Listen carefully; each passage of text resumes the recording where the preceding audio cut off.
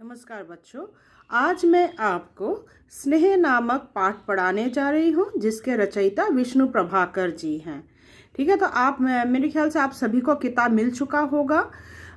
तो स्नेह जो है, देखो आपकी जो पाठ्य पुस्तिका है मेधा मेधा वॉल्यूम 8, ये मेरा पुराना एडिशन है। आप लोगों का जो नया एडिशन है उस हिसाब से आप चैप्टर मतलब पेज खोलिए, क्योंकि मेरे पेज के साथ आपका जो पेज है पृष्ठ संख्या मेल नहीं खाएगा। तो स्नेह नामक जो चैप्टर है, तो यहाँ पर मुख्य पात्री जो है उसका नाम है उमा। तो उमा जो है वह नई दुल्हन बनकर निरुपमा के घर आई हुई है। तो निरुपमा जो है वह जेठानी है, तो उस घर में उमा रहती है। उमा की शादी अमूल्य बाबू से हुई है और उसमें घर की जो बड़ी है वह है निरुपमा, और उनके घर में एक बच्चा रहता है जिसका नाम है शशि। ठीक है, तो शशि जो है उसके माता पिता नहीं है, वह अपने ताई जी के साथ ही रहता था। ठीक है, तो एक ही घर में तो कौन कौन है, यहाँ पे निरुपमा है। निरुपमा का जो पति है वह भी गुजर चुका है। शशि जो बालक है उसके माता पिता गुजर गए हैं और रहती हैं उमा और उनके पति अमूल्य बाबू। तो यहाँ पर लेखक जो हैं इस कहानी के माध्यम से यही समझाना चाहते हैं कि स्नेह पर किसी का अधिकार नहीं होता। मनुष्य जिससे स्नेह करता है ना, उस पर एकाधिकार चाहता है, पर वास्तव में क्या है, स्नेह पर किसी का अधिकार नहीं होता। यही क्या है वे इस कहानी के माध्यम से दर्शाना चाहते हैं। तो यहाँ पर जब उमा नई दुल्हन बनकर आती है तो वहाँ पर शशि जो है बालक, वह क्या है उनके कमरे के बाहर खड़े हुए थे। अब जब उमा पूछती है उनसे, हाँ बेटा कुछ कहना चाहते, तो वह घबरा जाता है, वो कुछ नहीं बोलता है कि नहीं।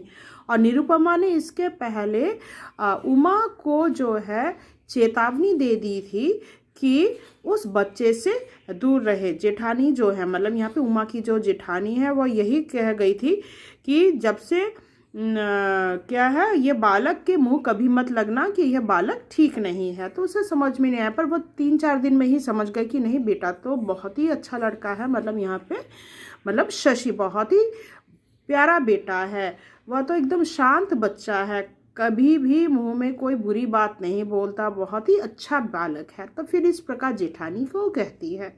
तो अब इतने में क्या हुआ, जेठानी सामने आ गई पूजा घर के सामने ढूंढते ढूंढते, और जैसे ही उसने क्या है शशि को देखा उमा के कमरे के बाहर, तो एकदम से चिल्ला उठी और कहने लगी कि जो जानबूझकर सांप के मुंह पर उंगली डालेगा तो सांप तो ज़रूर डसेगा। मतलब यहाँ पे वो कहना चाहती है कि इस बच्चे के कारण ही क्या है घर में उसने पहले अपने माता पिता को खा लिया, फिर क्या है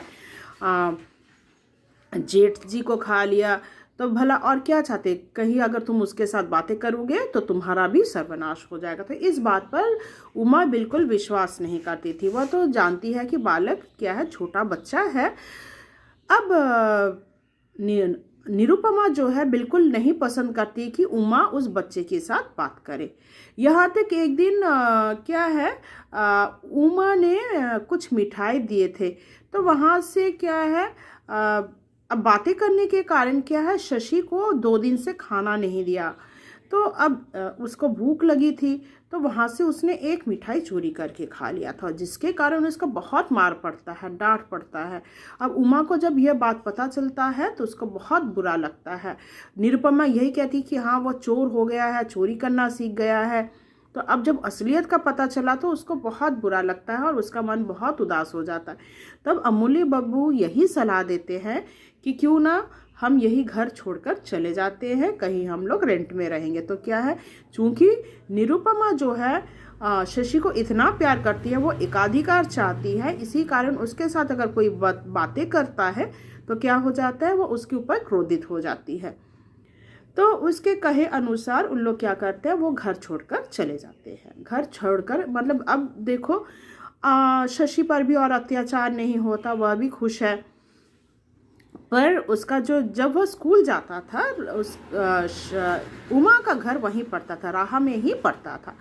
तो अब क्या है, जब भी स्कूल जाता था तो एक बार करके वह उमा से मिल भी लिया करता था, रास्ते में ही पड़ता था। इतने में उमा को भी क्या है, एक संतान जो है, एक बेटा पैदा होता है, तो वो आकर खेलता भी था। अब देखो, अब ये बात क्या है, निरुपमा को नहीं पता चला, पर जिस दिन निरुपमा को यह पता चला कि शशि जो है उमा से मिलने जाता है, उसी दिन से क्या है, उसका स्कूल जाना बंद करा दिया, घर पर बंदी बना कर रख दिया। उसके ऊपर काफ़ी अत्याचार हुआ, बेचारा एकदम रूखा सूखा हो गया बेचारा। तो इतनी मार पड़ी, तो यह यहाँ तक तेज बुखार तक आ गया। तो ये बात जब अब कई दिनों से जब शशि मिलने नहीं आ रहा था, तब उमा को चिंता होने लगी कि क्या हो गया और शशि क्यों नहीं आ रहा। तो नौकरानी से पूछने पर पता चला कि निरुपमा को जब ये बात पता चला कि शशि आपसे मिलने आता है, तो उसका स्कूल छुड़वा दिया है और उसके ऊपर काफ़ी अत्याचार भी हुआ है। इस बात का उसे काफ़ी दुख हुआ। तब वह क्या करती है, खुद चली जाती है निरुपमा से मिलने के लिए, अपने पुत्र को लेकर, अशोक को लेकर क्या है, और कहने लगी कि वह शशि को गोद में उठा लेती है और कहती है कि ले तू मेरे पुत्र को खाकर अपना प्यास बुझा। और यह कहकर वह क्या है, अपने पुत्र को, अशोक को, उसके चरणों में सौंप देती है और शशि को गोदी में उठाकर चली जाती है। तो इस कहानी के माध्यम से लेखक यही समझाना चाहते हैं कि प्रेम पर किसी का अधिकार नहीं होता। प्रेम मतलब अगर हम किसी बच्चे को प्यार करते हैं तो उस पर सभी का अधिकार है, ठीक है। तो अब जो है, मेरे किताब के हिसाब से मेरा पृष्ठ संख्या 13 है। आप लोग पहला पेज खोलिएगा, ठीक है। पहला पेज खोल लीजिए, जहाँ पर हम पढ़ेंगे। पहला जो है जीवन परिचय देख लो, यहाँ पे जीवन परिचय जो है आपका विष्णु प्रभाकर का, वहाँ पे देखो, यहाँ से जो जो इम्पोर्टेंट है वो आप अंडरलाइन कर लोगे। श्री विष्णु प्रभाकर का जन्म 21 जून सन 1912 ईस्वी को मीरापुर जिला मुजफ्फरनगर में हुआ था। तो इसको अंडरलाइन कर लोगे कि किस जिले में उनका जन्म हुआ था। साल 1912 मीरापुर में मुजफ्फरनगर में हुआ था, इसको अंडरलाइन कर लो। आपने पंजाब विश्वविद्यालय से प्रभाकर और बीए की परीक्षाएं उत्तीर्ण की। आप गांधीवादी विचारधारा के लेखक हैं, अंडरलाइन कर लो आवारा मसीहा, ठीक है। आवारा मसीहा आपकी साहित्य अकादमी से पुरस्कार प्राप्त रचना है। तो साहित्य अकादमी मतलब का जो पुरस्कार है उन्हें मिला था, उनकी कौन सी रचना के लिए, आवारा मसीहा। आपने उपन्यास, कहानियाँ, नाटक एवं एकांकी भी लिखे हैं। इनका देहावसान 11 अप्रैल सन 2009 ईस्वी को हुआ। तो यहाँ पर जो आवारा मसीहा है उसको अंडरलाइन कर लोगे, और उनका जो देहावसान हुआ 11 अप्रैल 2009, उसको आप लोग अंडरलाइन कर लोगे। अब देखो चैप्टर में आओगे, सबसे पहले प्रस्तावना देखते हैं। प्रस्तुत कहानी में लेखक श्री विष्णु प्रभाकर जी ने इस सामाजिक मनोवैज्ञानिक तथ्य को दर्शाया है कि प्रायः मनुष्य जिससे स्नेह करता है, मतलब मनुष्य जिससे स्नेह करता है उस पर एकाधिकार चाहता है, जबकि वास्तव में स्नेह पर किसी का अधिकार नहीं होता है। समझ में आया? तो अब देखो, उमा कौन है? मैंने कहा कि उस घर की नई दुल्हन है। उमा स्नान करके पूजा की कोठरी की ओर जा रही थी। उसने देखा कि शशि की कोठरी में से 2 आंखें बड़ी उत्सुकता से उसकी ओर ताक रही है। उससे रहा ना गया, वहां जाकर पूछा, क्या कहते हो शशि?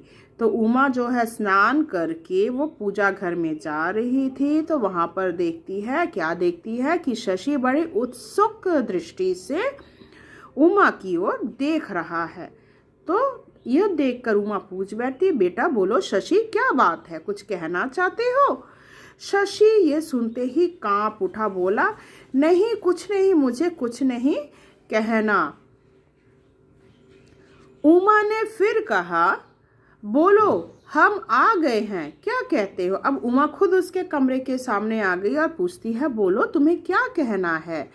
शशि फिर भी नहीं बोला। उसने केवल उमा की ओर देख लिया।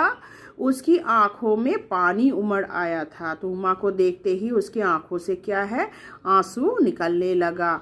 उमा कातर हुई, वो परेशान हो गया, अरे बेटा क्यों उसके आंखों से आंसू क्यों निकलने लगा। उसने कहा तुम रोते क्यों हो बच्चे। तो कहने लगी अरे भाई तुम रो क्यों रहे बेटा, तुम रो क्यों रहे हो, आखिर बात क्या है। इस बार शशि बोला चाची तुम चली जाओ, नहीं तो ताई आकर मुझे मारेंगी। चाची तुम यहाँ से चले जाओ, जल्दी चले जाओ, नहीं तो ताई अगर देख लेगी ना तो बहुत मारेगी मुझे। क्यों मारेंगी, यह तो मैं नहीं जानता। अब वो पूछती है उमा आखिर तुम्हें क्यों मारेगी। तब वह कहता मुझे तो नहीं मालूम। शशि ने बड़े भोलेपन से कहा पर ताई मुझे किसी से बातें करते देख लेती है तो मारा करती है। पर क्या है, जब भी ताई मुझे मतलब किसी से बातें करते हुए देख लेती है तो क्या है, ताई मुझे मारा करती है। कोई रीज़न नहीं होता, मेरे को नहीं मालूम। बच्चा बहुत ही भोला भाला था, इसीलिए उसे कुछ नहीं मालूम कि ताई आखिर क्यों मारा करती है।